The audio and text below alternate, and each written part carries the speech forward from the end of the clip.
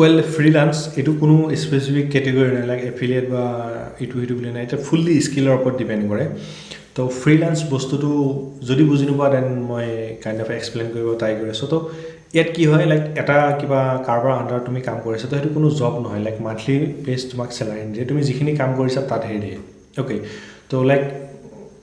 মই যেনেকৈ আগত কম্পিউটাৰ ঠিক কৰিছিলোঁ তো কোনোবা মানুহে মোক ফোন কৰি মাতিছে 1-2 ঘণ্টা যিমানখিনি লাগিছে মই ঠিক কৰি দিছোঁ যিমানখিনি চাৰ্জ মই লৈছোঁ না মই কোনোবা কাৰোবাৰ আণ্ডাৰত গৈছোঁ না হেৰি গৈছোঁ মই ইণ্ডিভিজুৱেলি ইণ্ডিপেণ্ডেণ্টলি গৈছোঁ ঠিক আছে তো সেইটোকে ফ্ৰীলান্স বুলি কয় তো ইণ্টাৰনেটতো কি হয় বহুত মানুহৰ বহুত কিছুমান কাম থাকে স্পেচিফিক টাস্ক থাকে লাইক ময়ো কিছুমান দিওঁ লাইক মই যিবিলাক ইউটিউব ভিডিঅ' বনাওঁ তো তাৰ ডিছক্ৰিপশ্যন লিখিবৰ কাৰণে কণ্টেণ্ট লিখিবৰ কাৰণে মই ফ্ৰীলান্স হিচাপে তো ভিডিঅ'বিলাক মই প্ৰাইভেটলি মই সিহঁতক শ্বেয়াৰ কৰোঁ সিহঁতে প্লে কৰি চাই লৈ যিখিনি চামাৰি থাকে ধুনীয়াকৈ তলত লিখি দিয়ে তো তাৰ বিনিময়ত মই সিহঁতক কিবা এটা পে' কৰোঁ তো সেইটো সিহঁতে ডিচাইড কৰে কেইটা ভিডিঅ' কি কৰিব তেনেকৈ সিহঁতে যিমান কাম কৰিব তাৰ ওপৰত সিহঁতে পইচা পায় ঠিক আছে তো মই মোৰ পাৰ্চনেল এক্সপিৰিয়েঞ্চ এটা শ্বেয়াৰ কৰোঁ ফ্ৰীলান্সৰ ক্ষেত্ৰত মই সাধাৰণ এইটো বাহিৰৰ ক্লাইণ্ট আছিলে সাধাৰণ এটা পাৱাৰ পইণ্ট প্ৰেজেণ্টেশ্যন যিটো মানে MS ৱৰ্ডত বনায় ঠিক আছে পাৱাৰ পইণ্ট প্ৰেজেণ্টেশ্যন 8-10 পেজৰ পাৱাৰ পইণ্ট প্ৰেজেণ্টেশ্যন সাধাৰণ হেৰি কৰি মই 1600-1700 টকা ইনকাম কৰিছিলোঁ এইটো একদম ইজি কাম আৰু যোনে PPT বনাব জানে তাৰ কাৰণে মানে তোমাৰ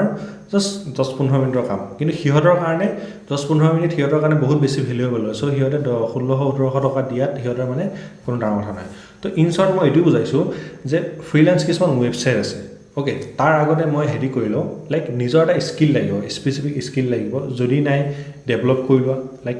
ফটোশ্বপৰ হ'ব পাৰে লগো ডিজাইনিঙৰ হ'ব পাৰে ৱেব ডেভেলপমেণ্টৰ হ'ব পাৰে ভিডিঅ' এডিটিঙৰ হ'ব পাৰে ঠিক আছে তাৰপিছত লাইক কণ্টেণ্ট ৰাইটিঙৰ ক্ষেত্ৰতো বহুত ভাল বেছি ডিমাণ্ড আছে ঠিক আছে এনেকুৱা বিভিন্ন কেটেগৰী আছে যিমান ধৰণৰ অনলাইনৰ স্ক'প আছে আৰু তুমি ৱেবছাইটত গ'লে কেনেকৈ কি কৰিব লাগে অবভিয়াছলি মই প্ৰচেছটো হেৰি কৰিম বাট ইয়াত কথাটো মই বুজাব ট্ৰাই কৰিছোঁ বিভিন্ন কেটেগৰী এটা নিজৰ স্পেচিফিক স্কিল এটা বুলি নহয় মাল্টিপুল থাকিলেতো ভাল কথা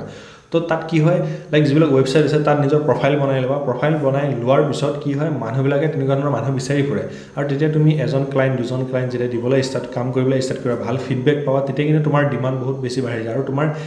আজি এজন আহিছে কালি তোমাৰ ওচৰত 20জন আহিব পৰহি তোমাৰ ওচৰত 100জন আহিব তুমি মানে কাম কৰি কোন নাপাবা এনেকুৱা বিভিন্ন অপৰচুনিটি থাকে ঠিক আছে সেইটোৱে ফ্ৰীলান্সিঙৰ তো ইয়াৰ ক্ষেত্ৰত মই ৰিকমেণ্ড কৰোঁ যাৰ লেপটপ আছে সি ইনষ্টেণ্টলি ফ্ৰীলান্সিঙত কামটো ষ্টাৰ্ট কৰিব পাৰে আৰু নহ'লেও যিবিলাক স্পেচিয়েলি কণ্টেণ্ট ৰাইটিঙৰ ক্ষেত্ৰত লাইক লগো ডিজাইন কৰিব বা ভিডিঅ' এডিটিঙৰ কৰাৰ ক্ষেত্ৰত সাধাৰণতে এটা ডাঙৰ বা এটা হেভি লেপটপ বা ডেস্কটপৰ প্ৰয়োজন হয় হেভি ডাজেণ্ট মিন কি 1 লাখ টকা দামৰ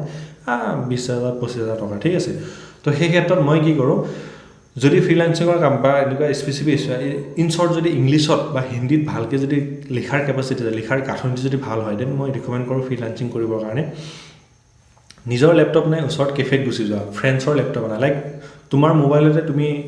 কাষ্টমাৰৰ হেৰি দেখা মানে যাৰ যেনেকৈ বস্তু লাগে তো লাইক কাৰোবাৰ ফ্ৰেণ্ডৰ লেপটপ এটা এদিনৰ কাৰণে লৈ আহিলে তাক ক'ব নালাগে যে মই কি কৰি আছোঁ জাষ্ট মুভি চাব বা যি বুলি নহয় ঠিক আছে তেনেকৈ কাৰণে অভিয়াছলি আমিতো হেল্প কৰিম আৰু যদি নিজৰ লেপটপ থাকেতো আৰু ইয়াতকৈ ভাল কথা কি অ'কে ফ্ৰীলান্সিং কৰা যথেষ্ট ইনকাম আছে তো এতিয়া আমি প্ৰচেছৰ ভিডিঅ'টো একচুৱেলি কওঁ যে কেনেকৈ কি কৰিবা আৰু কেনেকৈ কাষ্টমাৰ কি কথা ঠিক আছে তো আমি প্ৰচেছৰ ভিডিঅ'টোত যাওঁ